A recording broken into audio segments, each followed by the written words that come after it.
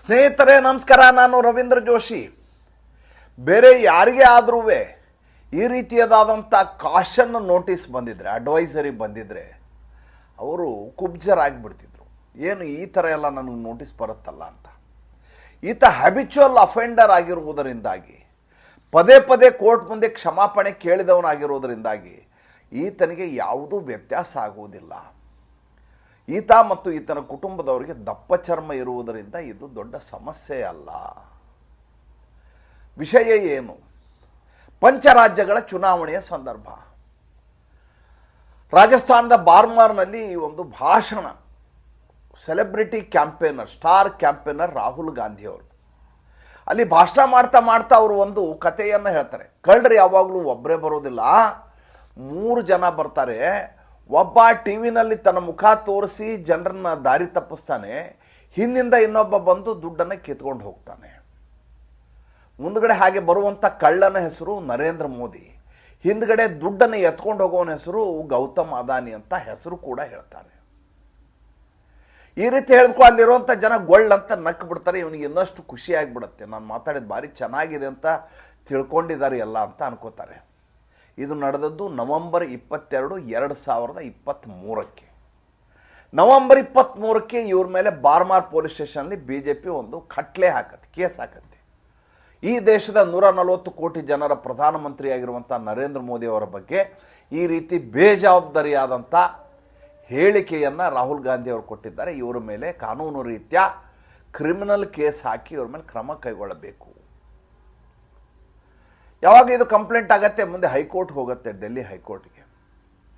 ಡೆಲ್ಲಿ ಹೈಕೋರ್ಟ್ಗೆ ಹೋದಂಥ ಸಂದರ್ಭದಲ್ಲಿ ಡೆಲ್ಲಿ ಹೈಕೋರ್ಟು ಡಿಸೆಂಬರ್ 21ನೇ ತಾರೀಕು 2023 ಒಂದು ಡೈರೆಕ್ಷನ್ ಕೊಡುತ್ತೆ ಎಲೆಕ್ಷನ್ ಕಮಿಷನ್ ಆಫ್ ಇಂಡಿಯಾಗೆ. ಏನಂತ? ತಕ್ಷಣ ನೀವು ಇದರ ಕುರಿತಾಗಿ ಯಾರು ಈ ರೀತಿ ಅವಾಚ್ಯವಾಗಿ, ಅಶ್ಲೀಲವಾಗಿ, ಅತ್ಯಂತ ಹೀನಾತಿಹೀನವಾಗಿ, ಕೀಳು ಅಭಿರುಚಿಯಿಂದ ಮಾತನಾಡಿದ್ದಾರೋ ಅವರಿಗೆ ಅಡ್ವೈಸರಿಯನ್ನು ರಿಲೀಸ್ ಮಾಡಿ. ಮೊನ್ನೆ ಬುಧವಾರ ದಿವಸ ಅಡ್ವೈಸರಿ ರಿಲೀಸ್ ಆಗುತ್ತೆ. ರಾಹುಲ್ ಗಾಂಧಿ ಅವ್ರಿಗೆ ಹೇಳಲಾಗತ್ತೆ, ನೀವು ಇನ್ನು ಮುಂದೆ ಮಾತನಾಡುವಾಗ ಎಚ್ಚರದಿಂದ ಮಾತನಾಡಬೇಕು, ಬಾಯಿಗೆ ಬಂದ ಹಾಗೆ ಮಾತನಾಡುವ ಹಾಗಿಲ್ಲ, ನಿಮ್ಮ ಮಾತು ಕೀಳು ಅಭಿರುಚಿಯಿಂದ ಕೂಡಿರುವ ಹಾಗಿಲ್ಲ ಅನ್ನುವಂಥ ಒಂದು ನೋಟಿಸನ್ನು ಇಶ್ಯೂ ಮಾಡುತ್ತೆ. ಯಾಕೆ ಈ ರೀತಿ ನೋಟಿಸ್ ಇಶ್ಯೂ ಮಾಡ್ತಾರೆ? ಅಂದರೆ ಪದೇ ಪದೇ ಇದೇ ರೀತಿಯಾದಂಥ ಅಫೆನ್ಸನ್ನು ಮುಂದಿನ ಬಾರಿ ಮಾಡಿದಂಥ ಸಂದರ್ಭದಲ್ಲಿ ಅವರ ಸದಸ್ಯತ್ವವನ್ನು ರದ್ದುಗೊಳಿಸುವಂಥ ಮತ್ತು ಚುನಾವಣಾ ಕಣದಿಂದ ಅವರನ್ನು ಕಿತ್ತು ಹಾಕುವಂಥ ಸಂಪೂರ್ಣ ಪರಮಾಧಿಕಾರ ಎಲೆಕ್ಷನ್ ಕಮಿಷನ್ ಆಫ್ ಇಂಡಿಯಾಗಿರುತ್ತೆ. ಬಹಳಷ್ಟು ಜನರಿಗೆ ಇದು ಗೊತ್ತೇ ಇಲ್ಲ. ಇದು ರಾಹುಲ್ ಗಾಂಧಿಗೆ ದೊಡ್ಡ ಹೊಸ ವಿಷಯ ಏನಲ್ಲ. ಈ ನರೇಂದ್ರ ಮೋದಿ ಅವ್ರ ಬಗ್ಗೆ ಈತ ಮಾಡ್ತಾ ಇರುವಂಥ ಟೀಕೆಗಳು, ಈತ ಮತ್ತು ಈತನ ಪಕ್ಷದವರು ಏನು ಹೊಸದೇನೂ ಅಲ್ಲ. ಅವ್ರಿಗಿದು ನಿರಂತರವಾಗಿ ಮಾಡ್ಕೊಂಡು ಬಂದಿರೋರು, ಅದರಲ್ಲಿ ಇದು ಒಂದು ಕೂಡ. ಇವರ ಮುತ್ಯ ಒಬ್ಬ ಇದ್ದಾರೆ, ಮಲ್ಲಿಕಾರ್ಜುನ್ ಖರ್ಗೆ, ಅವರು ಇವ್ರಿಗೆ ರಾವಣ ಅಂತಾರೆ ನರೇಂದ್ರ ಮೋದಿ ಅವ್ರಿಗೆ. ಇನ್ನು ಇವ್ರ ತಾಯಿ ಇದ್ದಾರೆ, ಮೌತ್ಕಾ ಸೌದಾಗರ್ ಅಂತ ಕರೆದ್ರು, ಸಾವಿನ ವ್ಯಾಪಾರಿ ಅಂತ ಕರೆದ್ರು. ಈತ ಚೌಕಿದಾರ್ ಚೋರ್ ಹೈ ಅಂತ ಈತ ಕರೆದಿದ್ದ. ಇದಕ್ಕಿಂತ ಅಸಹ್ಯವಾದಂಥದ್ದು, ನನ್ನ ಬಾಯಲ್ಲಿ ಹೇಳಲಿಕ್ಕೆ ಕಷ್ಟ ಆಗುವಂಥದ್ದು ಇನ್ನೊಂದು ಹೇಳಿದ್ದ ಈತ. ಏನಂತ? ಪನೌತಿ ಅಂತ ಹೇಳಿದ, ಅಂದರೆ ಅಪಶಕುನ ಅಂತ.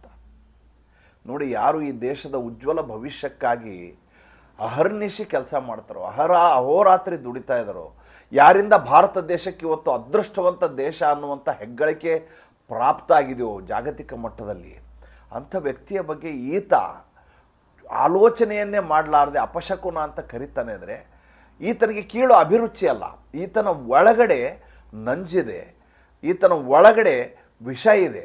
ಆ ವಿಷ ಬೇರೆ ಬೇರೆ ರೂಪದಲ್ಲಿ ಹೀಗೆ ಹೊರಗಡೆ ಬರುತ್ತೆ. ಮೊನ್ನೆ ಭಾಷಣ ಮಾಡ್ತಾ ಹೇಳ್ತಾ ಇದ್ರು, ನಿಮ್ಗೆ ಹೇಳಿದ್ದೆ, ನಾನು ಹಿಂದಿನ ಸಂಚಿಕೆಯಲ್ಲಿ ಹೇಳಿದ್ದೇನೆ, ಸಾರಾ ದಿನ ಮೊಬೈಲ್ ದೇಖೋ, ನರೇಂದ್ರ ಮೋದಿ ಕಾ ಭಾಷಣ ಸುನೋ, ಬಾದ್ ಮೇ ಜೈ ಶ್ರೀರಾಮ್ ಬೋಲೋ, ಭಿಕಾರಿ ಬನ್ ಜಾओगे ಅಂತ. ನರೇಂದ್ರ ಮೋದಿ ಅವ್ರ ಭಾಷಣ ಕೇಳ್ಬೇಕಂತೆ, ಜೈ ಶ್ರೀರಾಮ್ ಅನ್ಬೇಕಂತೆ, ಮೊಬೈಲ್ ನೋಡ್ಬೇಕಂತೆ, ಅಂದರೆ ಭಿಕಾರಿ ಆಗಿಬಿಡ್ತಾರೆ ನೀವು ಅಂತ. ಅಂದರೆ ಆತನ ತಲೆಯಲ್ಲಿ ನರೇಂದ್ರ ಮೋದಿಯವರನ್ನು ಬಿಟ್ಟರೆ ಬೇರೆ ಯಾವುದೇ ವ್ಯಕ್ತಿಗಳು ಕಾಣಿಸುವುದೇ ಇಲ್ಲ. ಆ ಸ್ಥಿತಿಗೆ ಬಂದು ಕೂತ್ಬಿಟ್ಟಿದ್ದಾರೆ. ಯಾವಾಗ ಮನುಷ್ಯ ಆ ಸ್ಥಿತಿಗೆ ಬರ್ತಾನೆ, ಸುಮ್ಮನೆ ಆಲೋಚನೆ ಮಾಡಿ. ಯಾವಾಗ ಮನುಷ್ಯ ಆ ಸ್ಥಿತಿಗೆ ಬರ್ತಾನೆ ಅಂದರೆ ಯಾವಾಗ ಆತನಿಗೆ ಹತಾಶೆ ಕಾಡಲಿಕ್ಕೆ ಶುರುವಾಗುತ್ತೋ, ಯಾವಾಗ ಆತನ ಎದುರಿಗೆ ಮಸುಕಾದಂಥ ಭವಿಷ್ಯ ಕಾಣಲಿಕ್ಕೆ ಶುರುವಾಗುತ್ತೋ, ಯಾವಾಗ ನನಗೆ ಮುಂದೆ ಭವಿಷ್ಯವೇ ಇಲ್ಲ ಎನ್ನುವಂಥ ಭಯ ಕಾಡಲಿಕ್ಕೆ, ಆತಂಕ ಕಾಡಲಿಕ್ಕೆ ಶುರುವಾಗುತ್ತೋ, ಆವಾಗ ವ್ಯಕ್ತಿಗತವಾದಂಥ ನಿಂದನೆ, ಬಾಯಿಗೆ ಬಂದ ಹಾಗೆ ನಿಂದನೆ, ಅಪಹಾಸ್ಯ, ಏನನ್ನು ಬೇಕಾದರೂ ಮಾಡಲಿಕ್ಕೆ ಸಿದ್ಧರಾಗಿಬಿಡ್ತಾರೆ. ಹೇಗಾದರೂ ಮಾಡಿ ಆತನನ್ನು ಕೆಳಗಿಳಿಸ್ಬೇಕು ಅಂತ. ಯಾಕಂದರೆ ಇವ್ರ ಮೇಲೆ ಹತ್ತಲಿಕ್ಕಾಗಲ್ಲ. ಅಂದರೆ ಏನು ಮಾಡಬೇಕು? ಅವ್ರನ್ನ ಕೆಳಗಿಳಿಸ್ಬೇಕು. ಈಗ ಒಂದು ವಿಷಸರ್ಪ ಇರುತ್ತೆ. ವಿಷಸರ್ಪದ ನಂಜಿನ ಹಲ್ಲನ್ನು ನೀವು ಕಿತ್ಬಿಡಿ, ಅದು ಸುಮ್ಮನೆ ಆಗೋದಿಲ್ಲ. ಅದಾದಮೇಲೆ ಬುಸುಕೊಡ್ತಾನೆ ಇರುತ್ತೆ, ಜ್ವಲ್ಲನ್ನು ಸುರಿಸ್ತಾ ಇರುತ್ತೆ, ತನ್ನ ಚಟವನ್ನು ಅದು ಬಿಡೋದೇ ಇಲ್ಲ. ರಾಹುಲ್ ಗಾಂಧಿಗೆ ಇರುವಂಥ ಸಮಸ್ಯೆ ಅದೇ. ಇನ್ನೂ ಆತ ಚುನಾವಣಾ ರ್ಯಾಲಿಯ ಭಾಷಣಗಳನ್ನು ಇನ್ನೂ ಶುರು ಮಾಡಿಲ್ಲ ಸರಿಯಾಗಿ. ಮಾಡ್ತಾ ಇರೋದು ಭಾರತ್ ಜೋಡೋ ನ್ಯಾಯ ಯಾತ್ರ.